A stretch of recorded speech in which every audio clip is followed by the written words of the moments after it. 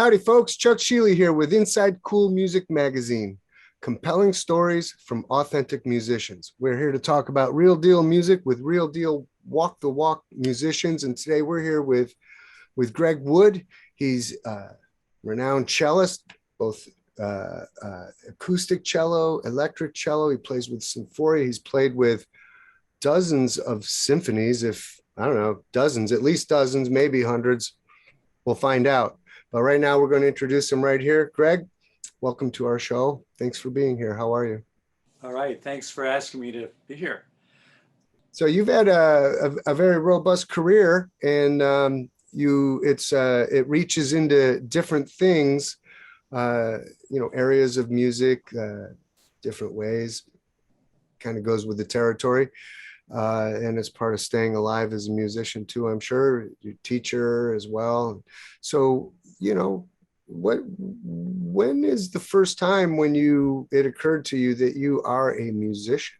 That you have this bug, if you will. Well, I think it really occurred to me when I first went to a music camp called Greenwood in the Berkshires in Massachusetts, and I was 14 years old. And me and all three of my brothers were accepted on full scholarship to this chamber music camp. And this is a camp where Itzhak Perlman and Yo-Yo Ma have sent their children to. And it's just a wonderful chamber music camp that focuses on not just creating wonderful musicians, but to work on the person as a whole. And that was a great message for kids, I felt. And that was when I just felt like, yes, I'm home. I'm with other musicians, some at the same level, some at a higher level, and we all love to play our instruments, and not just solo, but chamber music in small groups and then larger groups, and that's what got me the bug. I know a lot of my fellow classical musicians go to a place, especially for violinists, called Meadowmount. And that is a place where basically it's known in the music world as the jail, where Okay. the kids go into their practice room. They spend 8 hours a day in a small room practicing their instruments. I'd go to that jail right now if they'd let me. And they're basically let out for meals and for violin lessons. Wow. Did you go to that jail? Oh, definitely not. Okay. Wow. And I'm thankful that me and my brothers went to Greenwood because it was just such a wonderful place to share music with other people. And that was the beginning of my music career. Cool. Because my philosophy, whether I'm playing in orchestra or in smaller groups, it's always chamber music. Whether I'm playing with 100 other people on stage or whether I'm playing with 2 or 3. It's always chamber music. And that's really kept me through my entire career. So when you say that it's chamber music, explain that. Like, what does that mean exactly? I could take that a couple ways, but what does that mean to you? Okay, so what that means is that you're not just focused on yourself, or focused on the conductor and yourself, without any regard for listening to the people around you. You're making music with other people constantly. Okay. listening, interacting, and not just focused on the person with the baton Right. and your solitary part without regard to what other people are doing. So another way of describing that could be that like you have to have more of an empathy to be able to feel those around you so that you fly in flight in synchronicity, so to speak, you know. That's right. I think it really should be the first musical experience for any string players or any orchestral players before they play an orchestra, because that's the way I started, like with my family string quartet, the Wood String Quartet. Mm-hmm. We learned right away how to play our instruments with each other without a conductor. Yeah. And my mom, who was a piano teacher, and she basically was the mastermind behind our Wood String Quartet, getting us all, to form it. And I have a CD cover that my brother Mark put together. It's like the Beatles anthology. Nice. With the Nice. years underneath. Mm-hmm. Volume 1, 1970 to 1973. Right. And basically we learned, how to get along better. Sure, we had fights. We had arguments. But we resolved all of those issues. We had to before we performed. And my mom had us perform pretty much right away, like after a couple of months of playing together and developing a repertoire. Well, that's probably the most important skill. I mean, that's how I learned when I started out too, was with a band, a rock and roll band. And I mean, yeah, you have to learn your tunes and your scales and your stuff on your own. I call that homework. And then but the whole point is to show up and jump through that little hoop with your pals, you know. Right. And I find that a great way to start. When I teach, I try to bring that spirit into it as well, for that reason. So I'm very happy to hear you that you're coming through from that way as well. Geez, I hope I get to play with you sometime. So tell us about you play both. You're adept at both the traditional cello as well as electric cello. So tell us a little bit about the difference of how that works, the subtleties of how that incorporates into your particular projects. Sure.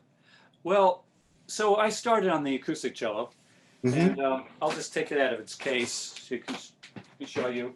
Oh.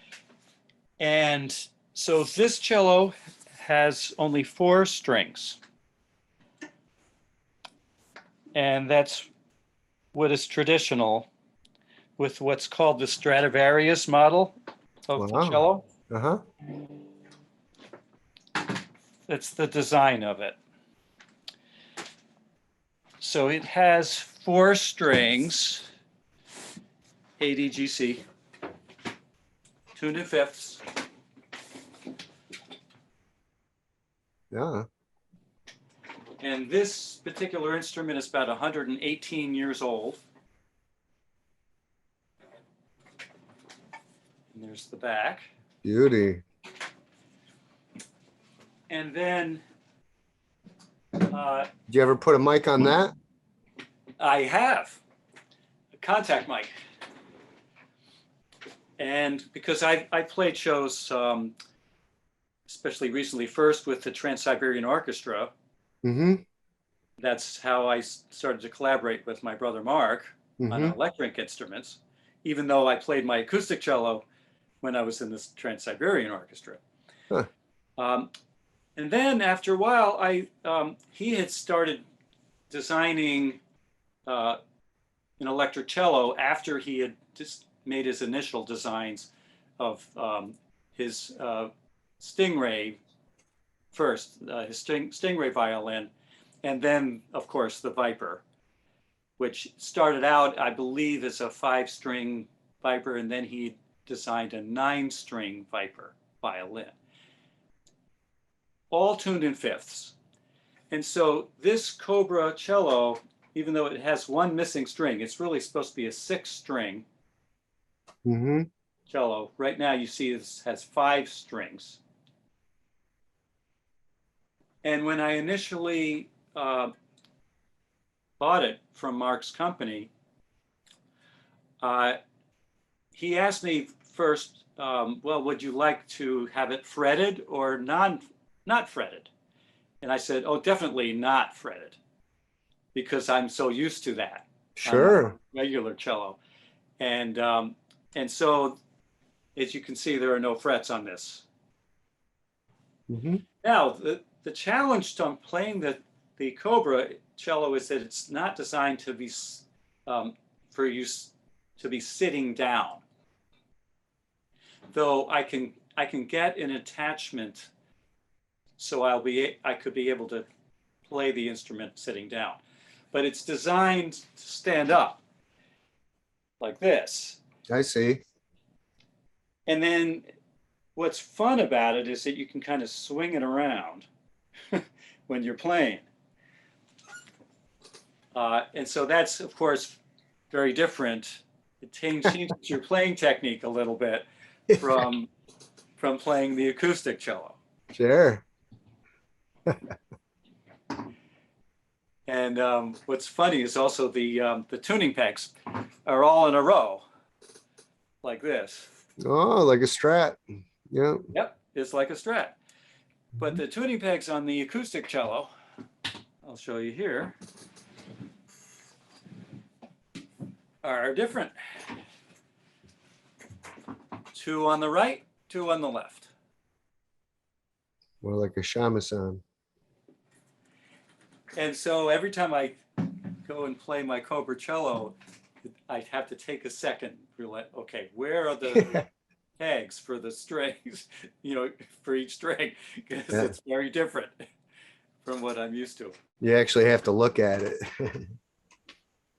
So when was the first time in your career when you knew that your music, had effect on somebody, or, moved somebody, had a profound effect on somebody, where, you know what I'm talking about? When did you feel that? I do. Oh, wow. When was the first time? Or I suppose, yeah. Well, I can't really remember the first time, but a profound moment for me was when I had won the concerto competition at the University of Cincinnati College Conservatory of Music concerto competition there. that was a good day. And I was performing with one of the college orchestras. We had 2 orchestras. It's a huge conservatory. And the competition was very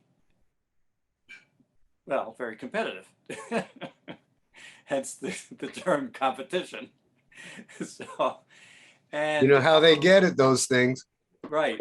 And so I played this lesser known concerto by Dmitri Kapelevsky. And I had played Kapelevsky's music as a young kid. My first instrument was the piano, by the way. Studied it with my mom. And my 3 other brothers, they all were started at the piano when they were about 5 years old. And but they didn't stick with it. They all quit after about a couple of months. But I stuck with it all the way through 7th grade. And I had already been playing the cello for 3 years. So I was practicing both instruments 2 hours a day in 7th grade. and it was tough because I got really good at the piano and I loved to play it, but I fell in love with playing the cello. It was just, it felt like it was a part of me, even by that point. So anyway, the profound experience that I had where I felt I was having an effect on the audience is after the second movement, the slow movement of the Kabalevsky Concerto. I finished the slow movement and I could not hear any sound in the audience. You know how in concerts you hear people coughing and fiddling with their programs or whatever.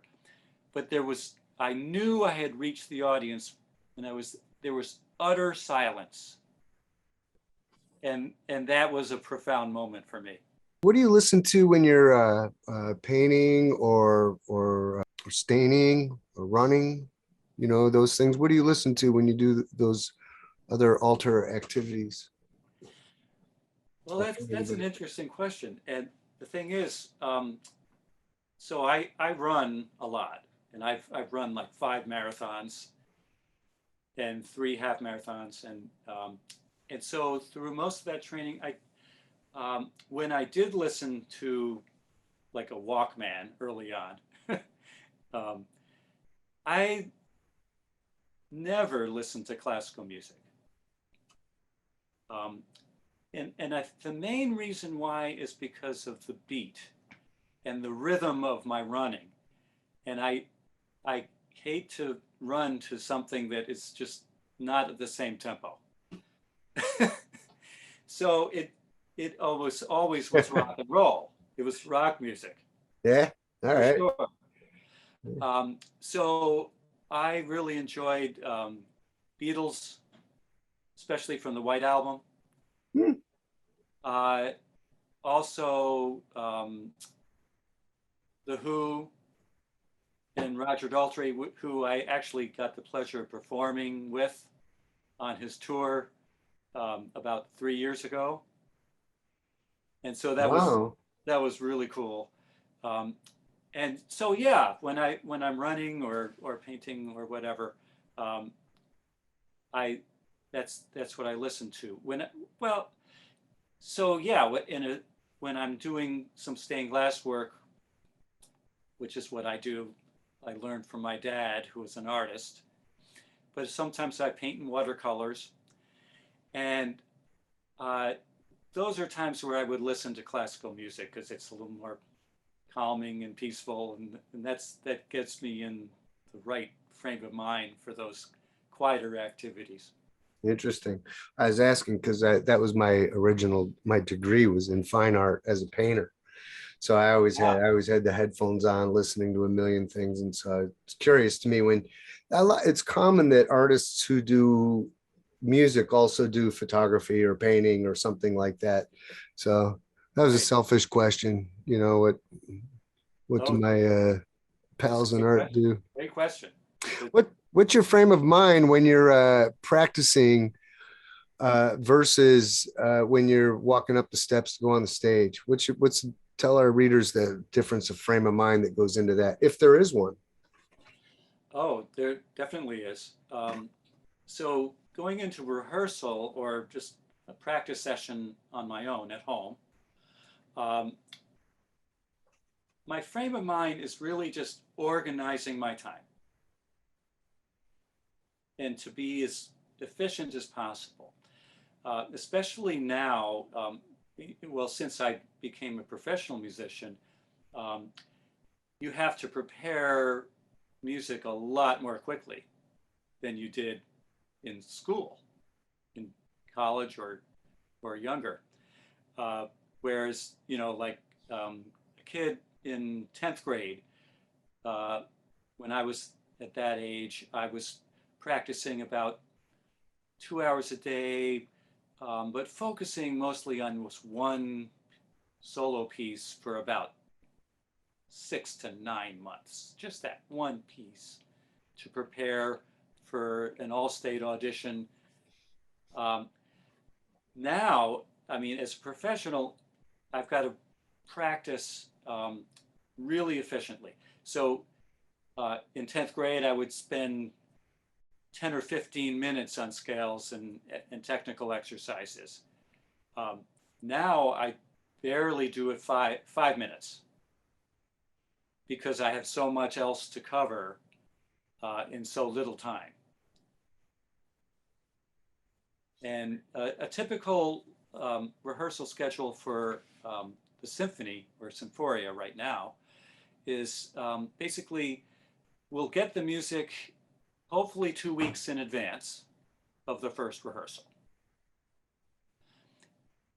And then when you're getting into the rehearsal, you know, it's a similar kind of frame of mind. I'm still thinking about organizing and basically remembering and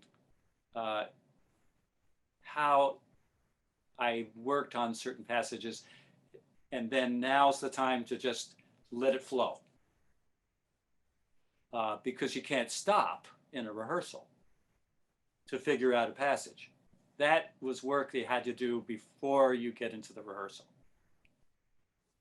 Right. Practice, rehearsal, then the gig. Right. But the thing is, with professionals or professional orchestra rehearsals, especially if it's a piece that you've never heard before, which happens quite often.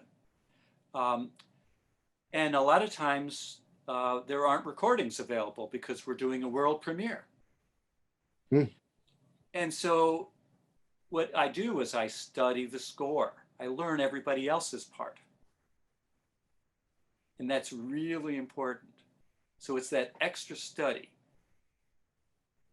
That goes back to the original thing of listening to your, that's your chamber music. That's a result of that. Exactly. That you're listening without them being present. You listen to them this way, you know? Sure. And I learned that quite early on when we were doing, whether it was the Wood String Quartet or chamber music groups in Greenwood or in college, where I'll just give you a funny example where I was in a string quartet, well, it's a piano quintet group, and our chamber music coachings at college were at 8 o'clock in the morning. And so we all got into our first coaching, and we played a little bit, and then the coach stopped us. He was a world famous violinist in the La Salle Quartet. And he started asking each of us questions about what the other person had, what part the other person had. And we failed miserably. And he said, okay, your session is done. All of you get out of here until you have learned the score. And that was a lesson learned. A good one too. Another profound moment too, by the way. Who do you see as pioneering these days out there in the cello world or string world? Oh, wow. Well, okay, so the cello world is not just what people might think. It's not just classical cellists. The way it was for me in high school, it was just, I had a list of the great cellists and I loved listening to their recordings. And the names of the cellists at that time were like Rostropovich and, you know, well, Yo-Yo Ma was just up and coming, and Jacqueline Dupre, and just these wonderful cellists, Leonard Rose. Nowadays, it's there aren't as many classical soloists because, well, a whole slew of reasons. Really? Yeah. Okay. That's curious. I think the reason is that classical musicians have gotten smarter over the last 30 years. And I'm included in that group where we prefer what we call crossover. And I don't just perform classical music. I love classical music, but that's not all I do. And so, and also in Symphoria, in our orchestra in Syracuse, we have a classical series, we have a pop series, we've got all kinds of, you know, innovative programs which include all styles of music. I mean, we're talking classical, jazz, rock, you name it. Mm-hmm. Yeah. Even including rap, gospel. And I've always loved all the different styles of music. And that's what I love about Yo-Yo Ma. So I'll start with him because he's the most famous cellist in the world. And he has developed such a worldwide reputation, not just because he is a classical cellist and a fantastic one at that, but he has been innovative in his programming. He's played Brazilian music, tangos, jazz, bluegrass, some rock, not as much as I do, but I would love to hear him do some more rock. Maybe I'll be a little more of a pioneer as a rock Maybe he cellist. gave that to Tina Guo. She's doing the rock thing. Do you know? Are you Yeah, familiar with yeah. her bit? No, I don't know her too much. She's pretty rock. She can be downright metal with a cello. It's fantastic. Wow. The Very theatrical cool. and you know, Yeah, she's beautiful to watch and everything, you know. So yeah, interesting. great. She's out of bounds with it. Yeah, she can Yeah. go to the pit right now. It's cool. So you And also, there are a lot of other cellists out there that yeah, are up and coming, um, that are crossover artists, but some of them aren't. But really, they're great musicians in their own right. Um, Julian Schwartz is one cellist who's performing with Symphoria this fall, um, well, playing Shostakovich's Cello Concerto No. 1, which is a fantastic piece that everybody should know. Um, really great. And then Alicia Weilerstein, young cellist also, who's just fabulous cellist. Like Sheku Kenna Mason, incredible cellist, and he's only like 21 years old. I wish Yeah, I had that head start. I yeah. didn't get started till I was 17 for crying out loud. But at least I got started when I was 17. So with a background in psychology, do you find that comes in handy, or do you find yourself consciously using when you're teaching and things like that? Or, you know, how does that fit in? It must. Yes, it sure does. Hmm. It's I started to think about the psychology of teaching because when I was in high school, and that's when I started teaching students myself when I was still in high school. Um, and I've always felt so strongly about um, teaching. Uh, and it's not just because I love to teach students, to help them learn, but it's because it helps me become a better performer. And so I was motivated by a teacher that I had in high school, who I would say was an old school teacher. And he, when I first played for him, my mom drove me to Hofstra University um, because that's where he was professor of cello. Hmm. And I played some Bach for him. And after I played, he paused and he said, "You know, Greg, you can't play the cello. You don't know how to play the cello." So, of course, he had me in tears. It's like, what? I didn't think it was that bad. But he was from the old school method of teaching where you break the kid down to nothing. And then once they've started to improve and become a great player, the teacher takes all the credit. Hmm. And I know this for a fact with him because 3 years later, I had a lesson and I was playing some concerto, and he brought in this other younger student with their parents, and he basically was showing me off to them. It's like, well, listen to Greg play. Isn't he wonderful? Great. And the message he was trying to get across to this young student was, you can get that good if you study with me. Sure. Imagine that happening in the music business, right? Yeah.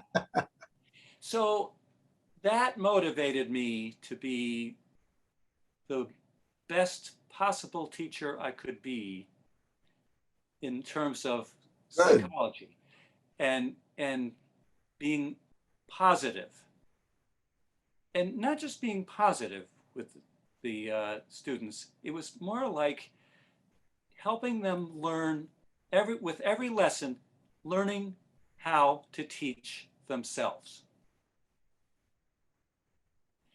And so I always, ask my students questions like, after they ask me, how do I play this certain passage?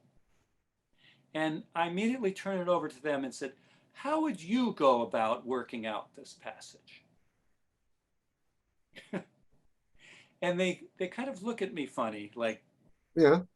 you're the teacher, you should be telling me what to do. And so what happens next is they come up with a solution. Then I impart to them other possible solutions that I have learned on my, through the years. And then the student realizes, oh, well, I do have some good ideas too. But my teacher helped me learn how there are many different options to learning a certain passage. And there's not just one way. Because that's always been my philosophy with teaching, is that my fingerings are not necessarily going to be the best fingerings for one of my students. And I'm always thinking, okay, what's really best for this student? And how can I help them interpret the music to the, so they basically can claim their own personal interpretation. Because it's not my job as the teacher to tell them exactly how to interpret a piece of music. Oh, do it this way. Do it my way. And that's how you'll be great. That's never been my philosophy. It's, you will be great if you listen to yourself